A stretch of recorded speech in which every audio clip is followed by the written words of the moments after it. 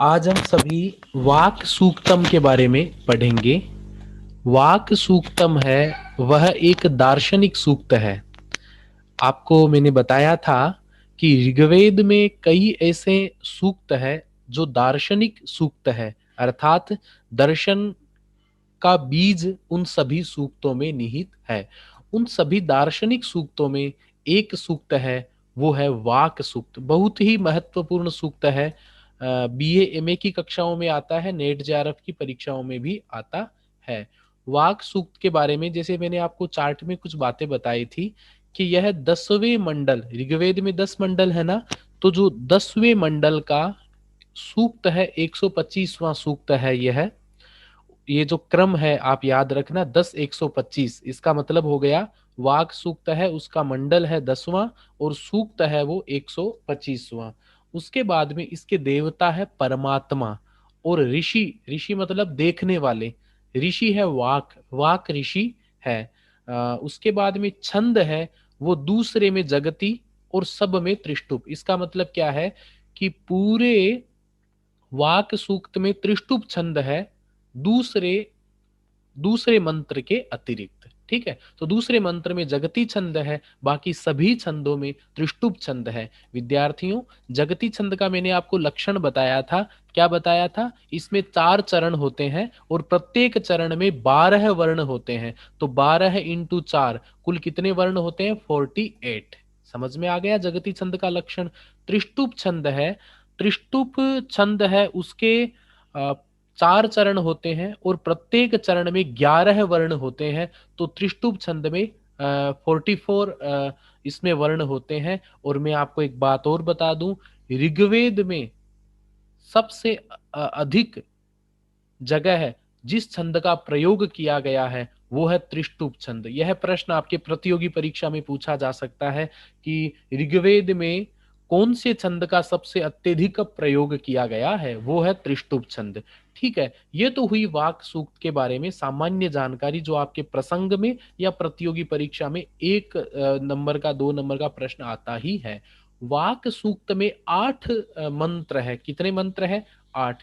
यह है आपके सामने जो स्लाइड दिख रही है, ये सभी वाक सूक्त के मंत्र है जिनको हम अभी पढ़ना शुरू करेंगे। विद्यार्थियों, जो वाक सूक्त है, इसमें इस सूक्त ने वाक या वाणी की महत्ता का वर्णन किया है।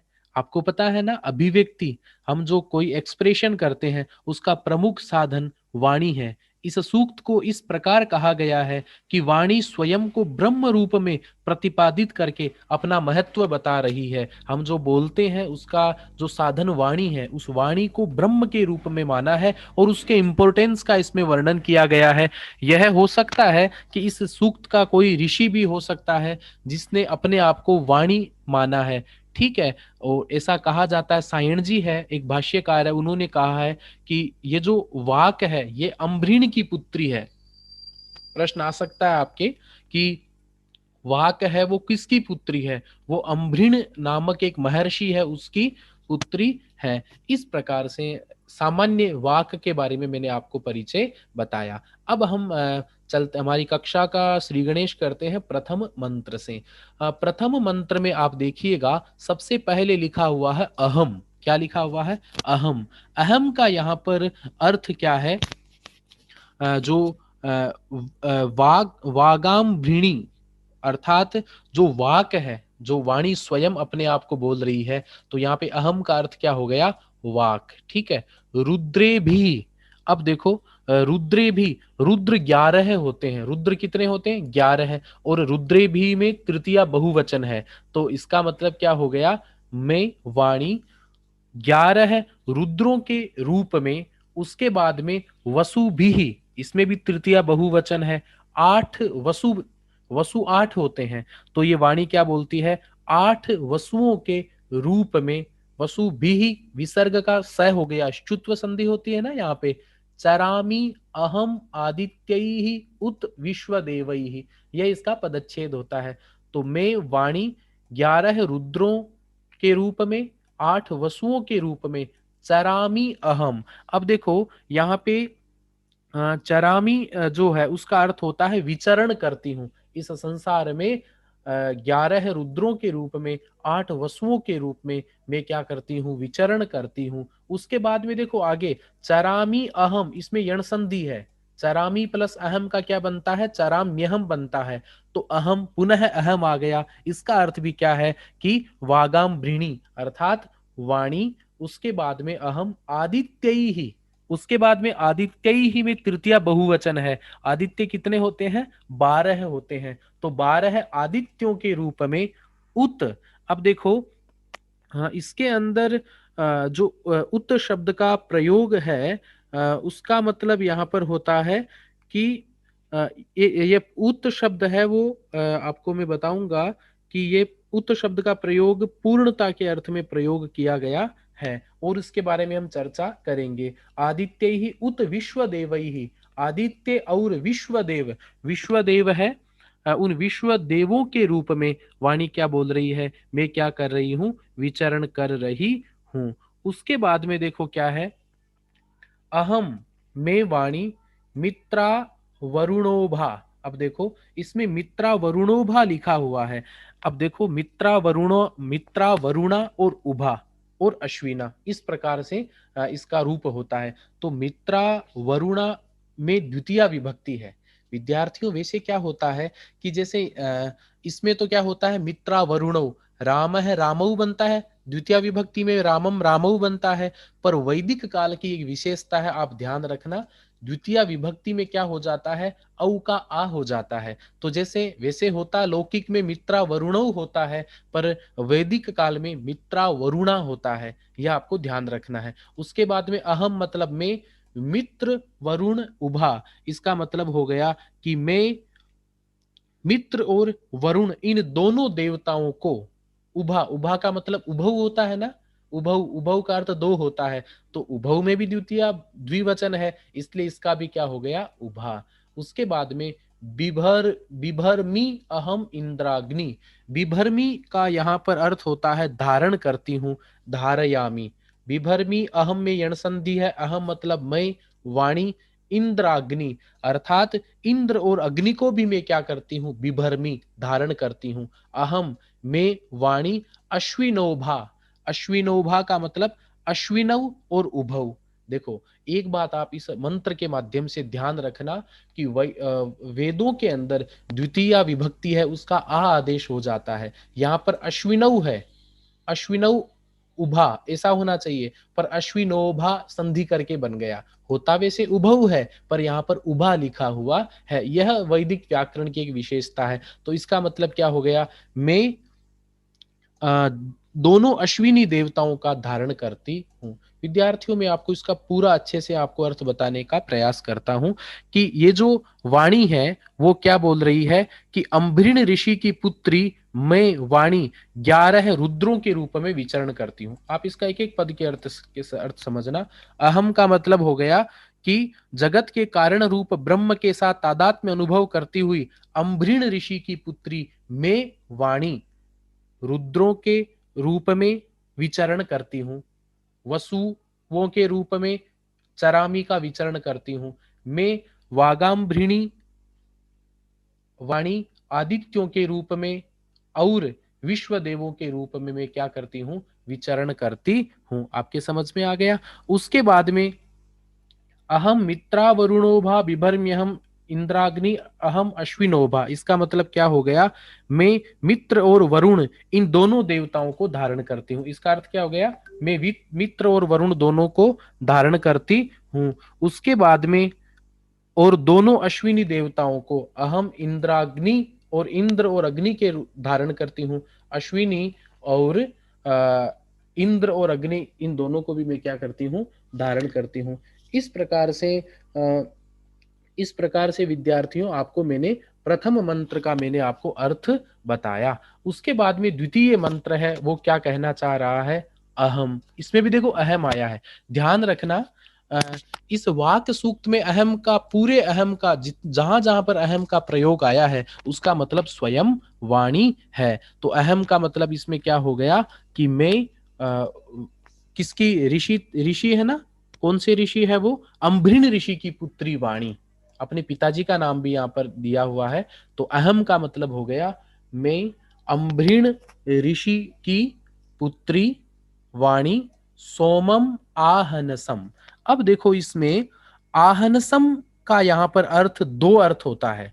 आहनसम का एक अर्थ होता है कूट पीस कर अभिशवन करने योग्य, दूसरा अर्थ होता है शत्रुओं को मारने योग्य। तो यहाँ पर आहनसम, सोमम के आगे आहनसम लिखा हुआ है, तो आहनसम का अर्थ यहाँ पर दो अर्थ होता है, एक तो कूट पीस कर निचोड़ने योग्य, दूसरा है शत्रुओं का वध करने योग्य। बिभर्मी अहम, बिभर्मी का अर्थ होता है धारण करती हूं। तो देखो इसका इतना अर्थ, इतना बढ़िया से अर्थ में आपको बताऊंगा कि अहम मतलब मैं सोम को धारण करती हूँ, अहम सोमम बिभर्मी, ये तो आपको सीधा सा अर्थ हो गया। अहम मतलब मैं वाणी, बिभर्मी मतलब धारण करती हूँ, सोमम मतलब सोम को। अब एक सोम का विशेषण है आहनसम। आहनसम का मतलब क्या होता है? प्राचीन समय में सोम एक रस होता था, आपको पता है ना, ऋग्वेद के 9वें मंडल में, जिसको पवमान मंडल कहा जाता है, ऋग्वेद के 9वें मंडल में सोम देवता का वर्णन है। तो इसमें सोम का विशेषण बताया है आहनसम, अर्थात इसको सोम रस को क्या करता है, कूट पीस कर ये निचोड़ने योग्य है। सोम का जो एक प्रकार की बेल होती है उसको कूट पीस करके सोम रस बनाया जाता है। तो इसका अर्थ क्या हो गया, मैं वाणी कूट पीस कर निकाले हुए उस सोम देवता को बिभर्मी मतलब धारण करती हूँ। बिभर्मी हम में यण संधि है, बिभर्मी प्लस अहम इको यणची। अब देखो अहम त्वष्टारम, आगे क्या लिखा हुआ है, अहम त्वष्टारम, तय इसमें आधा है, थोड़ा मिसप्रिंट हो गया। अहम मतलब मैं अम्भृण ऋषि की पुत्री वाणी, त्वष्टारम, त्वष्टारम का यहाँ पर अर्थ होता है, त्वष्टा बोलते हैं निर्माण करने वाले देवता को, जो निर्माण करते हैं ना उसको त्वष्टा बोलते हैं, त्वष्टा देवता बोलते हैं। और इसका अर्थ हो गया त्वष्टारम। त्वष्टारम का मतलब त्वष्टा देवता को। उसके बाद में उत, उत का मतलब यहाँ पर होता अपि भी, त्वष्टा देवता को भी। उसके बाद में पूषणम, पूषण का यहाँ पर अर्थ होता है पोषण करने वाले सूर्य देवता को। भगम, भगम का यहाँ पर अर्थ होता है भग नाम के देवता होते हैं, ऐश्वर्य के देवता को भग कहा जाता है। भगवान शब्द बनता है ना, भग से बनता है, उसमें 8 उसका यश आदि का उसमें ग्रहण होता है। तो ये वाणी क्या बोल रही है, मैं निचोड़ने, निचोड़ने के बाद बनाए हुए उस सोम को धारण करती हूँ। मैं वाणी त्वष्टा जो निर्माण का देवता है उसको धारण करती हूँ। उत का मतलब भी, पूषण पोषण करने वाले सूर्य देवता को धारण करती हूँ। भगम ऐश्वर्य के जो देवता है उसको मैं धारण करती हूँ। उसके बाद में देखो क्या है, अहम दधामी। अब यहाँ पर दधामी का यहाँ पर अर्थ होता है धारण करती हूँ। मैं मतलब अम्भृण ऋषि की पुत्री वाक, दधामी मतलब धारण करती हूँ। द्रविणम, देखो विद्यार्थियों द्रविणम का अर्थ होता है धन को बोलते हैं। कल मैंने आपको अग्नि सूक्त में एक शब्द है रईम, रईम का अर्थ भी धन होता है, द्रविणम का अर्थ भी धन होता है। यहाँ पर धन अर्थ होता है, दूसरा अर्थ यज्ञ का फल होता है, वो धन होता है वो। तो ये वाणी क्या बोल रही है, मैं वाणी द्रविणम यज्ञ के फल रूपी जो धन है उसको दधामी मतलब धारण करती हूँ। किसके लिए, हविष मते।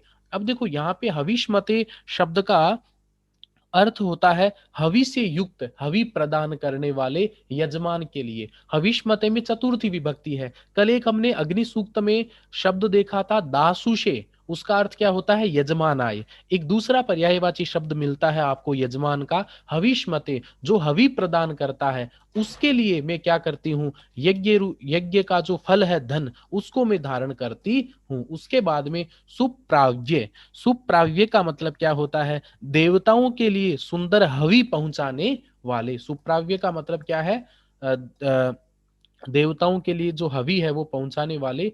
यजमानाय, यजमान के लिए, यजमान विशेष्य है, हविष्मते इसका विशेषण है, यजमान के साथ जो हवि को देने वाला। सुप्राव्य भी विशेषण है, जो अच्छी प्रकार से हवि को समर्पित करता है अग्नि में। उसके बाद में इसमें एक शब्द है सुनवते, सुनवते का मतलब होता है सोम को निचोड़ने वाला। पहले क्या होता था, सोम रस को प्राप्त किया जाता था, एक लता होती है उसको कूट पीस करके उसका सोम रस बनाया जाता था।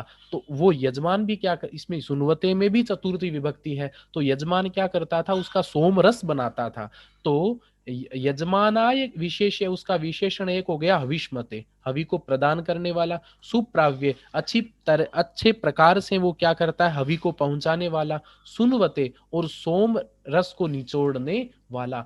उस इस इतनी विशेषणों से युक्त उस यजमान के लिए मैं क्या करती हूँ, द्रविणम, यज्ञ रूपी जो फल है, धन है, उसको मैं क्या करती हूँ, धारण करती हूँ। विद्यार्थियों, इसका आप अर्थ समझ लो पुनः।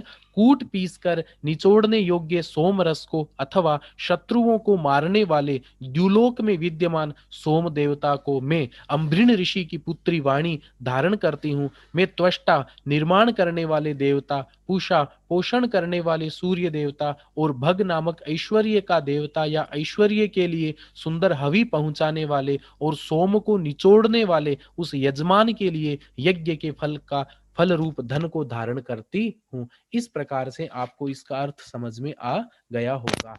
अब विद्यार्थियों, एक तृतीय मंत्र है, बहुत ही महत्वपूर्ण है। अहम राष्ट्रीम संगमनी। देखो अर्थ क्या है, ये वर्ड आपको कई जगह लिखा हुआ मिल सकता है और महत्वपूर्ण भी है। अहम मतलब अम्भृण ऋषि की पुत्री वाणी। राष्ट्री, राष्ट्री का यहां पर अर्थ होता है जगत की ईश्वरी। इस संसार है, इस संसार की ईश्वरी कौन है, वो मैं स्वयं वाणी हूं। संगमनी वसु नाम। विद्यार्थियों, एक शब्द आपको और मिल रहा है धन का पर्यायवाची, वो अर्थ है वसु नाम।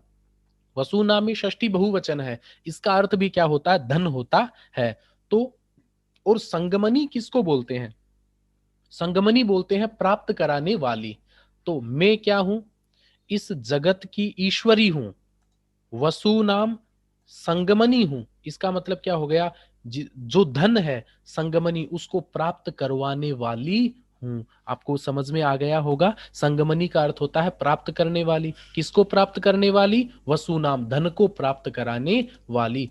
चिकितुषी, चिकितुषी शब्द का अर्थ होता है ज्ञान से संपन्न या ब्रह्म को जानने वाली। वैसे विचिकित्सा शब्द होता है ना, सन प्रत्यय करके, वैसे इसमें चिकितुषी का यहाँ पर अर्थ क्या होता है, चिकितुषी शब्द का यहाँ पर अर्थ होता है ज्ञान से संपन्न ब्रह्म को जानने वाली। उसके बाद में देखो क्या, प्रथमा, यज्ञी यानाम। अब देखो इसमें प्रथमा, यज्ञी यानाम शब्द का यहां पर अर्थ क्या होता है, यजन करने योग्य व्यक्तियों में। यज्ञी यानाम का अर्थ होता है जो व्यक्ति यज्ञ करने योग्य है, पूजा करने योग्य है, उन सभी में मैं क्या हूं, प्रथमा। प्रथमा शब्द का अर्थ क्या होता है, सबसे प्रमुख। प्रथमा शब्द का यहां पर अर्थ क्या होता है कि जो जो स्तुति के योग्य है, जो जो स्तुति के योग्य है, और जिनका मतलब यज्ञ किया जाता है, उन सब में मैं क्या हूं, प्रथमा, सबसे आद्या हूं। उसके बाद में ताम मा देवा व्यदधु, इसका अर्थ आपको मैं बताता हूं। अब देखो इसमें क्या लिखा हुआ है, ताम, उसके बाद में इसका अर्थ क्या होता है, या एवं गुण विशिष्टा अहम, इतने गुणों से युक्त, माम भूरिस्थात्राम बहुभावेन प्रपंचात्मनावतिष्ठमानाम भूरि भूरीणि बहुनि भूत जातानि आवेशयन्तिम। इसका मतलब क्या है कि अ, अपने अंदर आवेशित करने वाली मुझको देवताओं ने विभिन्न स्थानों में रखा। देखो, देवाहा व्यदधु, देवताओं ने रखा, माम मतलब मुझको, ताम मतलब इतने सारे गुणों, ऊपर जो गुण बताए हैं उन गुणों से युक्त मेरे को, उरुत्रा, उरुत्रा शब्द का अर्थ होता है विभिन्न स्थानों में। भूरी स्थात्राम का अर्थ होता है अनेक, भूरी शब्द का अनेक अर्थ होता है ना, भूरी भूरी प्रशंसा की उसने मेरी, ऐसा शब्द सुना ना आपने। तो भूरी स्थात्राम का अर्थ होता है अनेक रूपों में व्यवस्थित। भूरिया वेशयंतीम, इसका अर्थ होता है बहुत सी वस्तुओं को अपने अंदर आवेशित करने वाली। भूरी आवेशयंतीम का अर्थ क्या होता है, बहुत सी वस्तुओं को अपने अंदर आवेशित करने वाली। इसका मैं पुनः आपको अर्थ बता रहा हूं, इसका, मैं संपूर्ण जगत की ईश्वरी हूं, मैं सभी धनों को प्राप्त करवाने वाली हूं। उसके बाद में खोज करने वाली हूं। उसके बाद में यज्ञ करने वाले, यजन करने योग्य व्यक्तियों को, उनमें मैं प्रथमा हूं। और उसके बाद में क्या लिखा है, अपने अंदर आवेशित करने वाले मुझको देवताओं ने बहुत से स्थानों पर रखा है, अर्थात अलग अलग देवताओं की जो पूजा की जाती है वो वस्तुतः मेरी ही पूजा है। इस प्रकार से आपको तृतीय मंत्र का मैंने आपको अर्थ बताया जो बहुत ही महत्वपूर्ण है। अब देखो विद्यार्थियों, चतुर्थ मंत्र है, उसका आपको मैं अर्थ बताता हूँ। अब देखो इसमें क्या लिखा हुआ है, मया। मया अस्मद शब्द की तृतीया एक वचन है, तो यहाँ पे मया शब्द भी किसकी तरफ जाता है, उस वाणी की तरफ जाता है। तो अम्भृण ऋषि की पुत्री जो वाणी है, मया का अर्थ होता है मेरे साथ या है ना मेरे द्वारा, तो मया का मतलब यहाँ पर वाचा, ठीक है, वाणी के द्वारा। ठीक है, उसके बाद में देखो क्या है, मेरे द्वारा सो। अब देखो यहाँ पे सो का अर्थ क्या होता है कि वह जो व्यक्ति अन्नम अत्ति, अन्न शब्द अन्नम कर्म एक वचन, अत्ति, अत्ति में आपको पता है ना अध धातु भक्षण करने के अर्थ में होता है इसका अर्थ।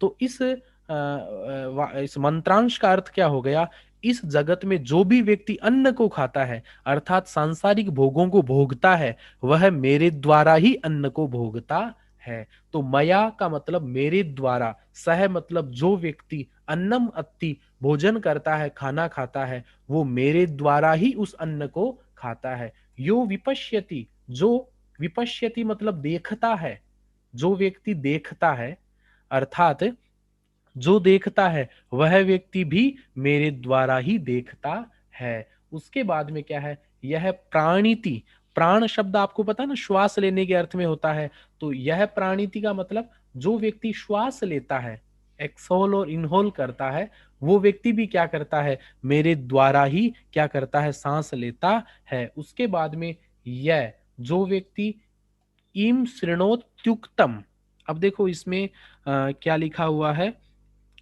कि जो अब शृणोति, शृणोति मतलब सुनता है, किसको सुनता है, देखो इसको आप देखो, इस पद को देखो, शृणोति उक्तम में यण संधि है, शृणोति मतलब सुनता है, उक्तम मतलब कहे गए वचनों को जो सुनता है, यह जो व्यक्ति, ठीक है। उसके बाद में अर्थात जो व्यक्ति जो भी कुछ कहे गए वचनों को सुनता है वो भी क्या करता है, मेरे द्वारा ही सुनता है। इस प्रकार से इसका अर्थ हो गया। तो ई शब्द का यहाँ पर अर्थ है ईदृशम अंतर्यामी रूपेण स्थितम, है ना।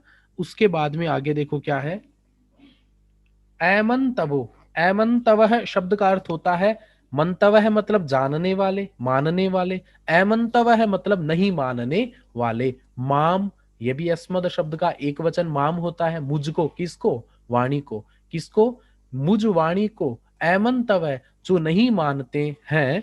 उसके बाद में त उपक्षीयंती, तो वे, ते मतलब यहाँ पे ते का तय हो गया, मतलब वे व्यक्ति उपक्षीयंती, उपक्षीयंती का मतलब हीनता को प्राप्त होता है, मतलब ऊपर जो जो मैंने बातें बताई ना, यदि वो वाणी को इस प्रकार से नहीं मानते हैं तो उन व्यक्ति का क्या हो जाता है, वो हीन हो जाते हैं। श्रुधि, उसके बाद में देखो क्या है, श्रुधि, श्रुधि मतलब आप सुनो, यह लोट लकार का मध्यम पुरुष का एक वचन है, सुनो, श्रुत, श्रुत शब्द का अर्थ क्या होता है, विद्वान, हे विद्वानों सुनो, श्रद्धिवम श्रद्धा से प्राप्त योग्य वचनों को, ते वदामी मैं आपको क्या करती हूँ, उपदेश देती हूँ। इसका अर्थ आप पुनः सुनो, इस जगत में जो व्यक्ति अन्न को खाता है वो मेरे द्वारा ही खाता है, जो व्यक्ति कुछ भी देखता है वो मेरे द्वारा ही देखता है, जो व्यक्ति श्वास लेता है वो भी मेरे द्वारा ही श्वास लेता है, जो व्यक्ति कहे गए वचनों को सुनता है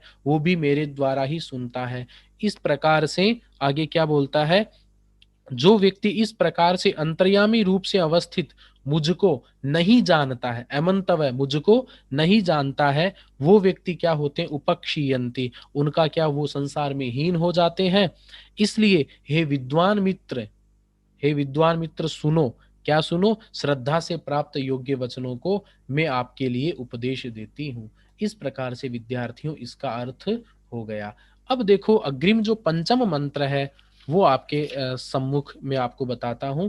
अहमेव, वापस अहम शब्द आ गया, अहम का मतलब क्या होगा, अम्भृण ऋषि की पुत्री वाणी, एव मतलब ही, मैं ही, क्या आया, इसका अर्थ क्या हो गया, मैं ही में ही ऐसा अर्थ हो गया। स्वयं वाणी, स्वयं इदम, स्वयं मतलब मैं स्वयं, इदम।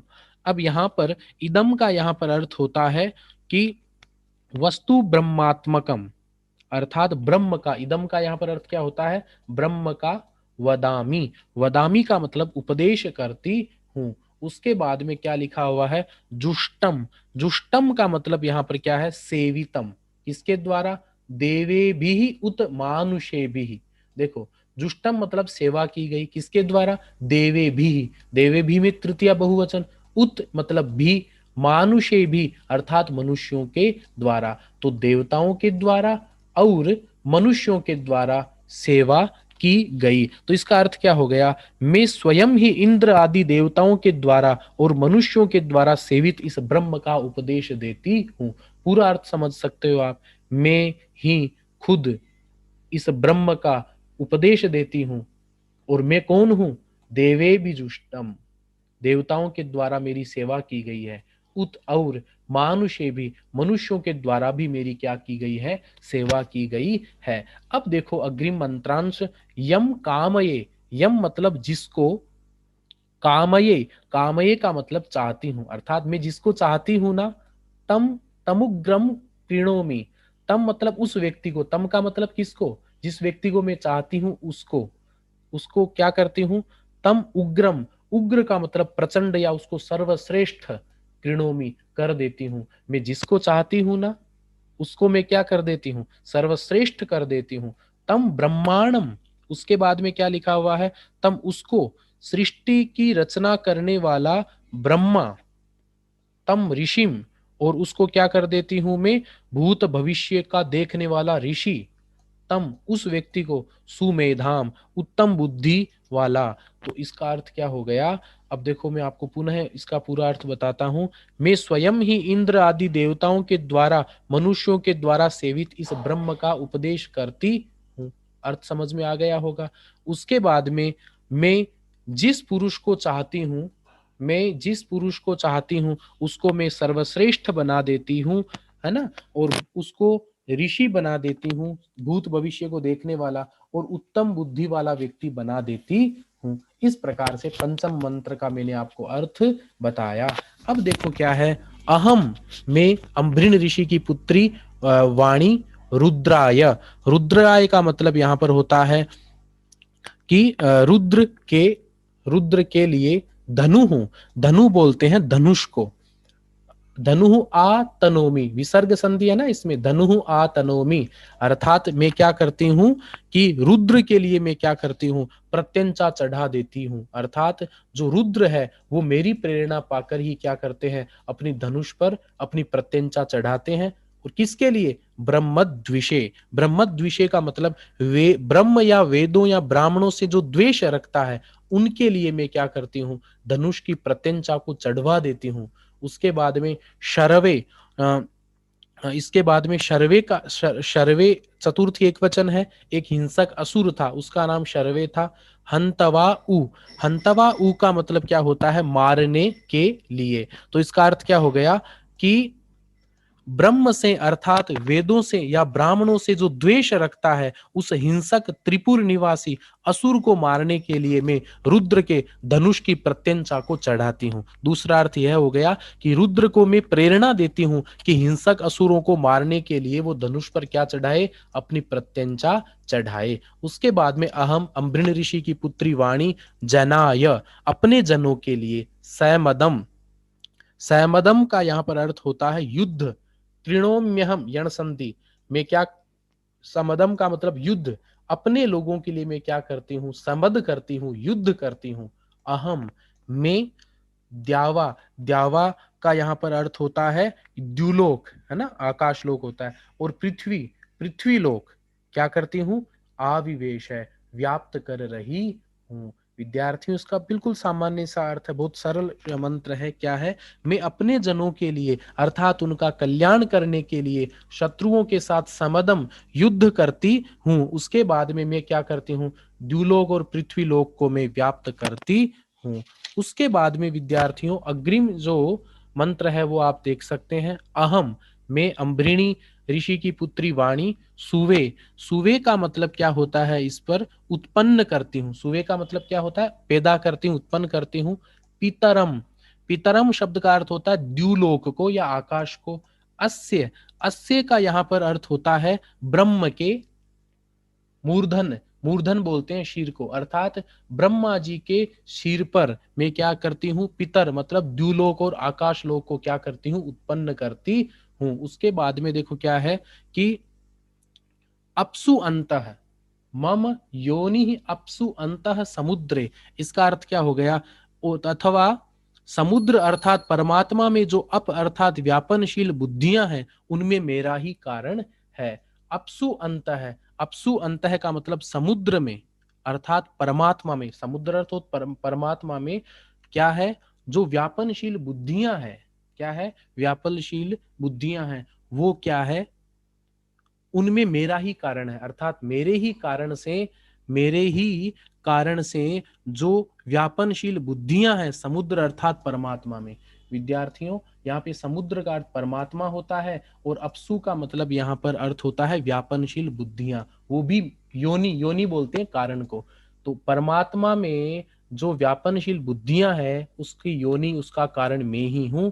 उसके बाद में ततो वितिष्ठे, उसके बाद में क्या है, ततो वितिष्ठे का अर्थ होता है इसमें, इसलिए संपूर्ण भुवनों अर्थात पंच महाभूतों में प्रविष्ट होकर मैं ही उनको विविध रूप से व्याप्त किए हुए हूं। ततो इसलिए वितिष्ठे भुवनानु अर्थात समस्त ये जो भुवन अर्थात पंच महाभूतों में क्या करती हूँ, विश्वोतामुम द्याम वर्ष्मणोपस्पृशामि, इसका अर्थ क्या हो गया कि मैं द्युलोक में सर्वत्र व्यापक होते हुए अपने कारणभूत शरीर से क्या कर रही हूँ, स्पर्श कर रही हूँ। तो यहाँ पे भुवन का अर्थ पंच महाभूत हो गया। विश्वा, विश्वा शब्द है ना, विश्वा का यहाँ पर अर्थ क्या, विश्वा का अर्थ हो गया संपूर्ण, वर्षमणा का सर्वत्र व्याप्त होते हुए, वर्षमणा का अर्थ इसमें क्या हो गया, सर्वत्र व्याप्त होते हुए कारणभूत शरीर से। इस प्रकार से इसका मैं आपको अर्थ पुनः बता रहा हूं, इस ब्रह्म के शीर के ऊपर द्युलोक को और ब्रह्म के सिर पर आकाश को मैं उत्पन्न करती हूँ।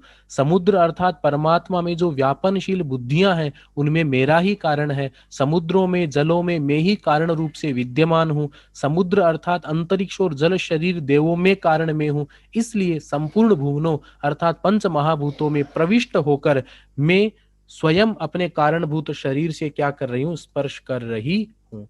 अग्रिम मंत्र, अहमेव वात, अहम का मतलब मैं, स्वयं अम्भृण ऋषि की पुत्री वाणी क्या करती हूँ, वात इव, वात अर्थ बोलते हैं वायु के समान, वात इव पर वाम्यारभमाणा, इसका अर्थ क्या हो गया कि मैं ही सारे लोकों को या पंचभूतों को उत्पन्न करती हुई वायु के समान प्रवृत्त होती हूँ। अहमेव मतलब मैं ही, वात इव मतलब वायु के समान, उसके बाद में पर वामी आरभमाणा, अब देखो वामी का मतलब प्रवृत्त होती हूँ, आरभमाणा मतलब उत्पन्न करती हुई, किनको उत्पन्न करती हुई, भुवनानी अर्थात समस्त लोकों को। उसके बाद में क्या है, अर्थात विश्वा, विश्वा का मतलब चारों तरफ, जिस तरह हवा चारों तरफ होती है उसी प्रकार मैं भी इन लोकों को उत्पन्न करती हुई सब जगह स्थित हूं। उसके बाद में परो दिवा, अब देखो इसमें क्या होता है, दिवा पर है, द्युलोक से परे, द्युलोक के भी ऊपर, द्युलोक के भी ऊपर, पर एना पृथ्वी एतावती, द्युलोक से परे और इस पृथ्वी लोक से भी परे इनको अतिक्रांत करती हुई, अर्थात मैं इनमें ही सीमित नहीं हूं। परो दिवा, इसका अर्थ क्या हो गया कि द्युलोक से परे, पर एना पृथ्वी, पृथ्वी से भी परे, एतावती इतनी महिमा, इतनी क्या है मेरी महिमा है, महीना शब्द का अर्थ यहाँ पर महिमा है, इतनी बड़ी परिमाण वाली मेरी क्या सम बभूव, इतनी महिमा से मैं युक्त हूं। जो मेरा जो महत्व है वो केवल इस संसार में ही नहीं है, इस संसार के भी परे, द्युलोक से परे, पृथ्वी से परे मेरा क्या महत्व है। विद्यार्थियों, इसका अर्थ आपको मैं समझा देता हूं कि मैं ही सारे लोकों को या पंच महाभूतों को उत्पन्न करती हुई वाणी के समान क्या होती हूँ, प्रवृत्त होती हूँ। उसके बाद में क्या लिखा हुआ है, परो दिवा द्युलोक से परे, उसके बाद में पर एना पृथ्वी एतावती, और द्युलोक से परे और पृथ्वी लोक से भी परे, इनको अतिक्रांत करती हुई, इनके ऊपर जाती हुई, इतने बड़े परिमाण से मैं क्या होती हूँ, युक्त होती हूँ। इस प्रकार से विद्यार्थियों, वाक सूक्त के अंदर आपने यह देखा, जहां जहां अहम है, ऐसा परीक्षा में प्रश्न आ सकता है कि यहाँ पर अहम रुद्रे भी वसुभिश्चरामि, इसमें अहम शब्द का अर्थ क्या है, तो आपको अम्भृण ऋषि की पुत्री वाणी का आपको बताना है। इस पूरे सूक्त के अंदर वाणी की महिमा है कि वाणी के द्वारा व्यक्ति को क्या क्या मिलता है। वैसे देखा जाए, इस सूक्त का यदि आज के समय में हम अर्थ देखें, तो आज जिसके पास में जितनी बोलने की क्षमता है, वही व्यक्ति, उसके पास में क्या है, सब कुछ है। इसमें जो धन आदि बताया, वो सब क्या है, एक शिक्षक के पास, एक नेता के पास, एक वकील के पास, सभी के पास एक अभिव्यक्ति का सशक्त उसको साधन चाहिए। और उस साधन के माध्यम से वो क्या करता है, वाणी के द्वारा ही अपनी उन्नति को लेता है। इसलिए हमें क्या करना चाहिए, वाणी के लिए हमें वाणी की उपासना करनी चाहिए। प्राय विद्यार्थियों, हम क्या करते हैं कि हम बोलते रहते हैं, सुबह से लेकर शाम तक अनर्गल अपवाद या प्रलाप करते रहते हैं, परंतु वैदिक परंपरा में उसी वाणी को क्या माना है, देवता माना है, और समस्त संसार का उसका कारण भी माना है। इस प्रकार से मैंने आपको वाक सूक्त के 8 मंत्रों पे मैंने आपको व्याख्या बताई, जिनको आपको अच्छे से समझ में आ गया होगा। तो आज के लिए इतना ही। कल पुनः हम नए सूक्त के साथ में मिलेंगे।